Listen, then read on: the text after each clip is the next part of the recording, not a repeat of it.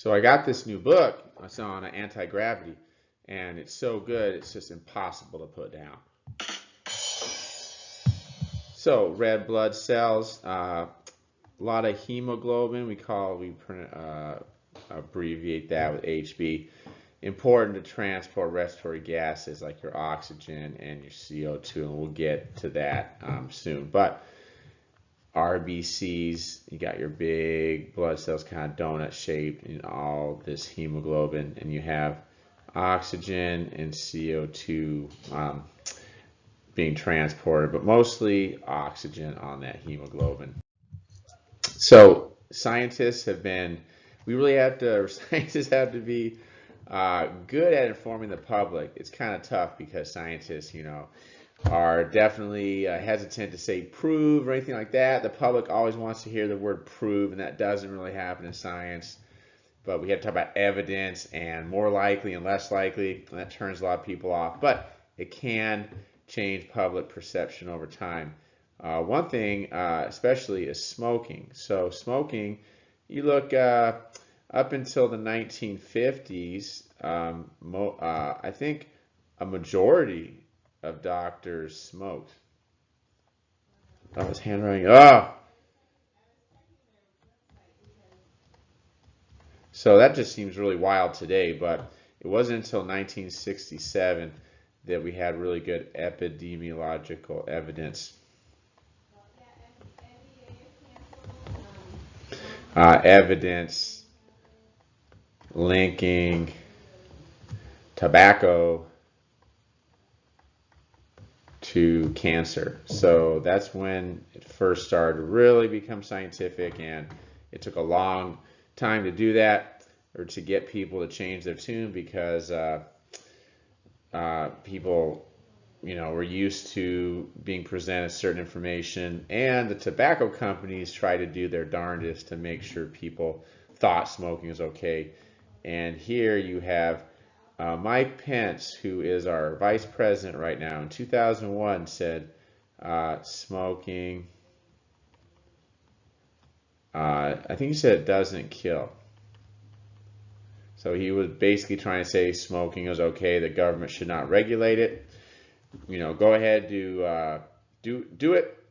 It's not that big of a deal. But the Centers for Disease Control said it's the #1 reason that people die young. So don't smoke. It is one of the best preventable ways to increase your lifespan and your quality of life. So here we see, you look at this curve, as you increase this pressure of oxygen, this partial pressure, you'll see an increase in percent concentration. So this first kind of area, this would be the level, the percent you see at exercising tissue. So if you're exercising, you're going to be needing oxygen. It's going to be pulling that oxygen away. So you're not going to be seeing as much oxygen in the hemoglobin in the blood, around 30%. Now, if we go up to resting tissue, so non-exercising, say right about here, we go to about 75% concentration. And then in the lungs, you're looking at like 95%.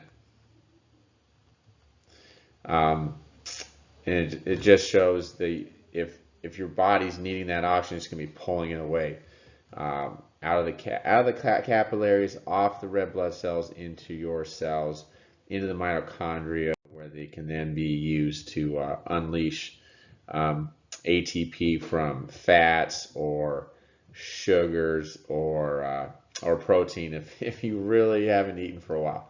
So we have a lot of dissolved or carbon dioxide. It's carried in solution and bound to hemoglobin, so just in the blood and in the hemoglobin, as you can see here. So dissolved CO2 is about 10%.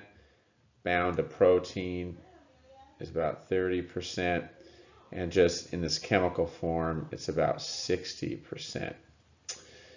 So that kind of giving you an idea of how that oxygen is dealt with. And you can see Peripheral cells, CO2, this is from respiration.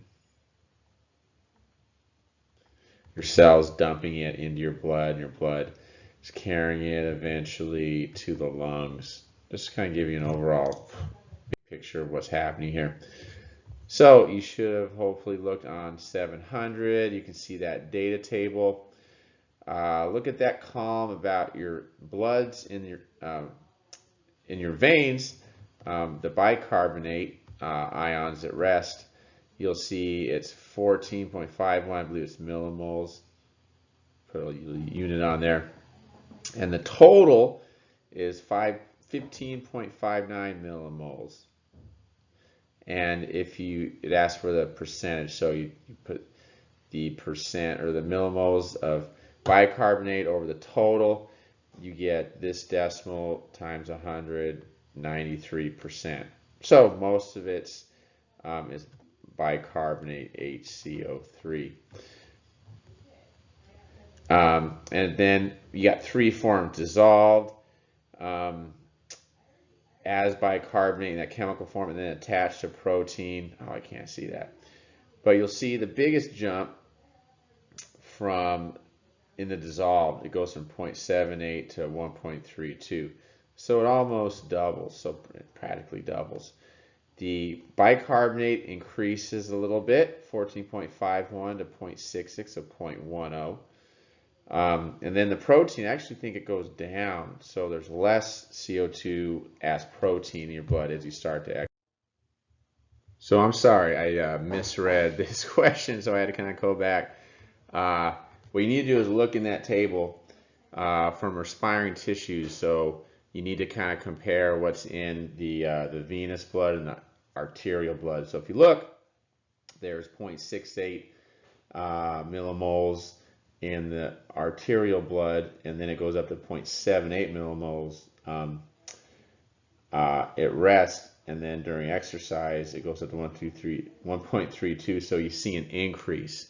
So going from the arteries to the veins, you see an increase in dissolved CO2. So you know it's going from the respiring tissues into the blood. So the answer would be dissolved CO2, because it goes from 0.68 in the arteries and then up to 0.78 when you're chilling, and then 1.32 if you're exercising. So it increases, so you're transporting with dissolved.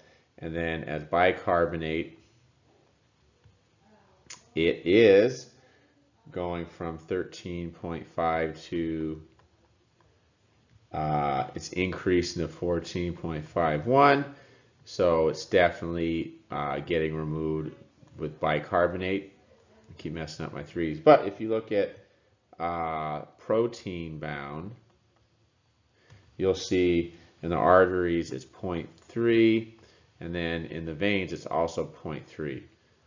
That is really even so it goes from 0.3 and it's still 0.3 when it leaves out your veins. So respiring tissues aren't adding any protein, any CO2 to the protein. Whatever is there is basically bound. So that's the reason the protein does not increase. So no increase for protein. But we do see an increase for the dissolved CO2 and the bicarbonate. So what form of carbon dioxide is most important at rest? You can see by far the biggest form concentration is as bicarbonate ions. So it's 14.51, way more than the rest of them. During exercise, however, you do see a greater increase than dissolved oxygen or dissolved CO2. It increases a lot more than the bicarbonate. So mostly important, most important bicarbonate at rest, and then for exercise, dissolved oxygen takes on increased importance.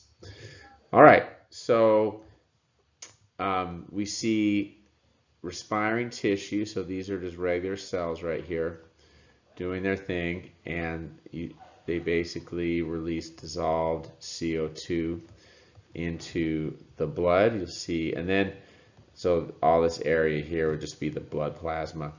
Here we're getting into the red blood cell. So this is an RBC. And we can see dissolved CO2. There we go.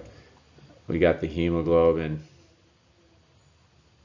creating HbCO2 bound to the hemoglobin. Here we can see water mixing with it, and it's dissociating with this chlorine ion. And down here we can see this hydrogen adding to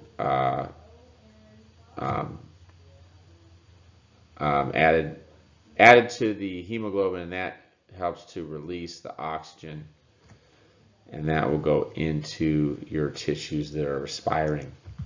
So they need that oxygen, so they'll be getting it from there. And here we have at the lungs, remember that dissolved CO2 that you just created can then move out of the blood. This would be the alveoli, and then released, it's released out your nose as you breathe out. Here we have that bound carbon dioxide, then releasing from the hemoglobin and going away. And here we have the, that was CO2. This is CO2 as well, down here. And then that CO2 leaving, going out back into the air. And here we have the oxygen being absorbed, binding to the hemoglobin, and then getting carried to all your tissues. So the Bohr shift, you can see here you have a higher, stickier for oxygen, we'll say. Stickier, and this is less sticky for oxygen.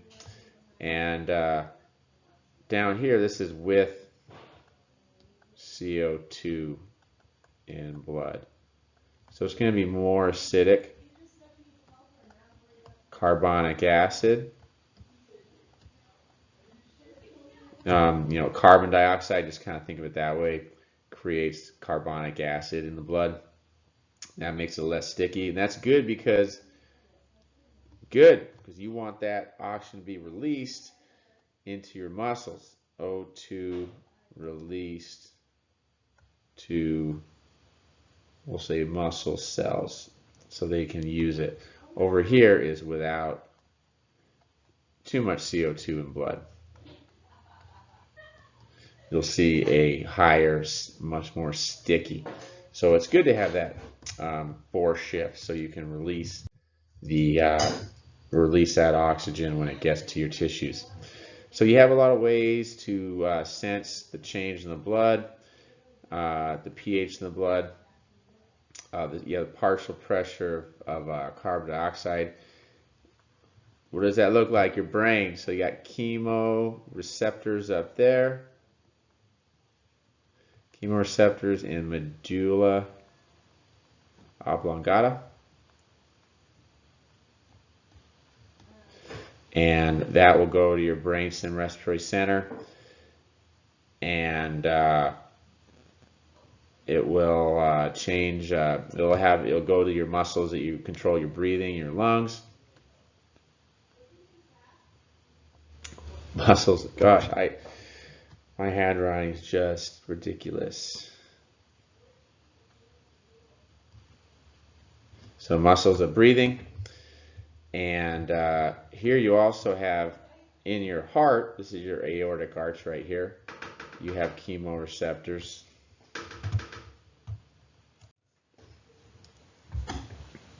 Okay, you also have chemoreceptors in your carotid artery and aortic arch. Receptors in carotid artery, aortic. So you got in your heart and in your brain, they monitor blood pH. And also oxygen and CO2 levels. Pretty interesting. oxygen around your heart, but then carbon dioxide in your brain. They can either increase or slow down how much you're breathing.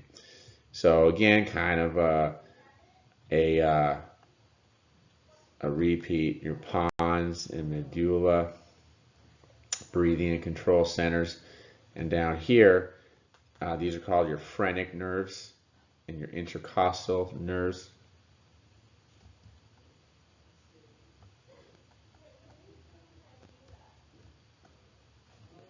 These are all nerves, and they will increase or decrease your rate of breathing.